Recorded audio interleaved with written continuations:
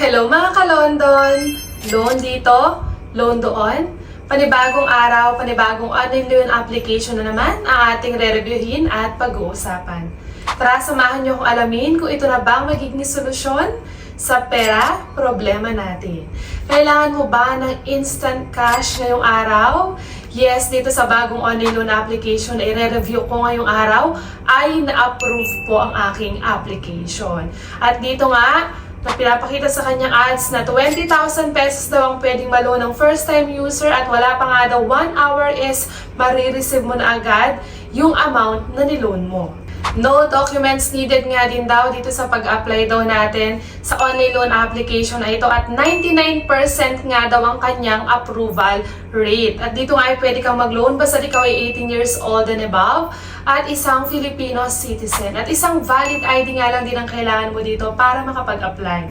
And yan nga, napakaganda na ipinapakita na itong online loan application nito sa kanyang ads. Kaya naman, sa totoo lang, panoorin niyo itong video to hanggang dulo dahil talagang na-approve tayo sa application.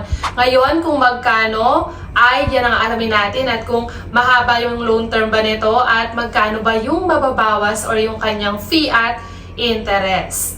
At alam ko nga interesado na kayong malaman kung ano ba itong online loan application na ito dahil syempre narinig nyo nga agad na approve ang ating application. Pero bago nga tayo dumako sa ating review ngayong araw, gusto nyo ba ng instant cash? Dito sa ating channel ay namimigay nga tayo ng instant GCash giveaway sa masuwerteng mapipili. Ano nga lang bang dapat nyong gawin? I-like lang ang ating video. Huwag kalimutang mag-comment sa comment section dahil dyan ko pipiliin ang masuwerteng mananalo. Nagkakaroon ka ng idea sa mga online loan application and at the same time, may chance ka pang manalo. Kaya ano pang hinihintay mo? I-like na ang ating video at mag-comment na sa comment section. At huwag na nga natin patagalin, pabalik na agad tayo dito sa i-review nating Ola ngayong araw. Ito ay walang iba kundi si Cash Calza Loan App Quickly. So eto nga ay si Cash Calza na kasalukuyan ngayong may 4.8 na ratings na napakataas. Pero syempre, huwag muna tayo magpadala-dala sa magandang ipinapakita nito sa kanyang ads at sa mataas nitong ratings. And yun nga, na-approve tayo pero kailangan pa rin talaga nating i-check kung magkano ba talaga yung na-approve na credit limit sa akin. And syempre, kahit naman na-approve ako dito sa online loan application na ito, iba pa rin tayo ng pwedeng ma-experience. So, maaaring sa akin, mas mababang amount lang, sa inyo pala mas mataas, or sa inyo mas mababa, at sa akin naman na mas mataas na credit limit. Pero ito nga palang si Cash Calza ay hindi available sa Google Play Store at available lang ito sa App Store. Kaya naman mga iPhone users lang ang pwedeng makapag-download. Pero bago nyo nga po yan i-download, hayaan nyo muna ako muna yung mag-download at mag-try para at least kung hindi talaga ito legit, ay hindi na masayang ang oras mo. Dito nga yung pinapakita niya sa kanyang ads na ang amount daw na pwede nating ma-loan is up to 30,000 pesos. And nakalagay din dito na multiple credits available. Ito nga din daw ay may simple application and security and privacy. Ito nga din daw ay may rapidly rising loan amount. So kapag ikaw ay nakapag-loan na dito at naging maganda ang iyong pagbabayad at nagbayad ka on time, is pwede nga mas tumaas agad ang credit limit na pwede mo makuha once na nag-loan ka ulit sa kanila. And mag-sign in agad tayo dito sa online loan na i-review natin na to. So kailangan pa rin natin maglagay ng ating active phone number para makapag-send sila sa atin ng verification code. And once nga nakapag-login na tayo, ito na yung makikita natin dyan. And then i-click lang natin agad yung apply now. At ito nga yung mga ID na pwede dito kay Cash Calza. Pwede ang UMID, National ID, pwede din ang SSS, Thin ID, passport, driving license, postal ID, voter's ID, at health card or yung ating PhilHealth ID.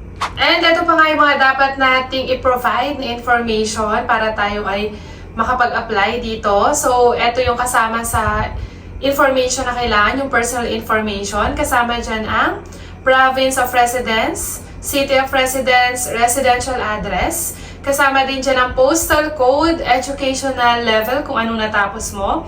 Kasama din ang marital status kung ikaw ba ay married or single. And kasama din yung number of children, kung ilan yung anak mo. Kung wala naman, ilalagay mo lang dyan ay 0. Kasama din ang email address, dapat active at nakaka-receive ng messages. And then sa work information, kasama dyan ang profession, Tapos, kung gaano ka nakatagal nagtatrabaho sa pinagtatrabahuhan mo, monthly salary or magkano yung iyong monthly income. And sa contact reference naman, kailangan mo lang makapagbigay ng 3.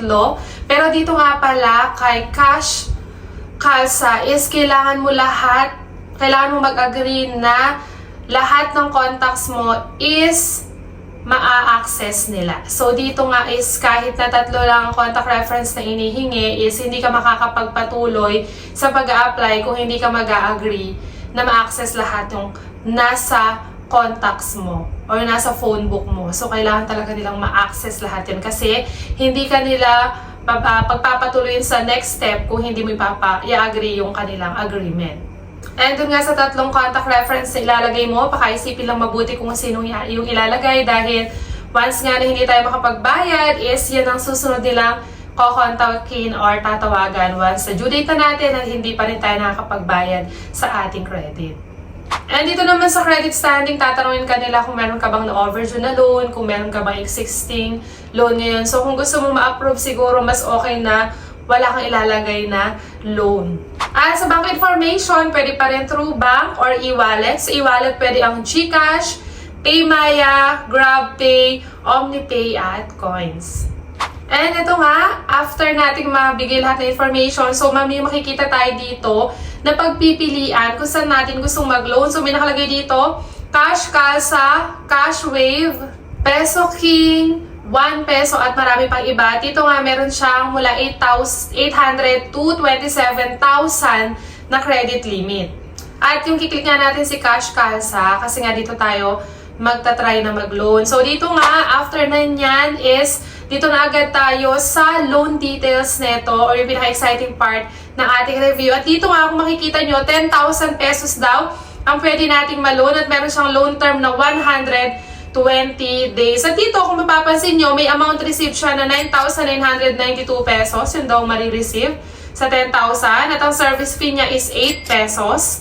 At meron siyang interest na 320 pesos. And kung mapapansin nyo, meron siyang repayment plan dito na 3,653.33 pesos. Tapos 3,333.33 pesos. At meron siyang interest due na 320 pesos. Pero hindi po yan ang na-approve kong amount. Kagaya na sinabi ko sa inyo, na-approve po tayo dito kay Cash Calza pero hindi po 10,000 pesos.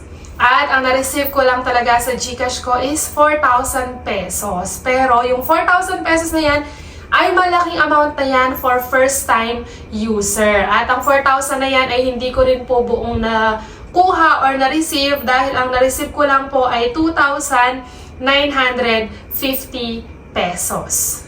At meron po itong service fee na 1,050 pesos.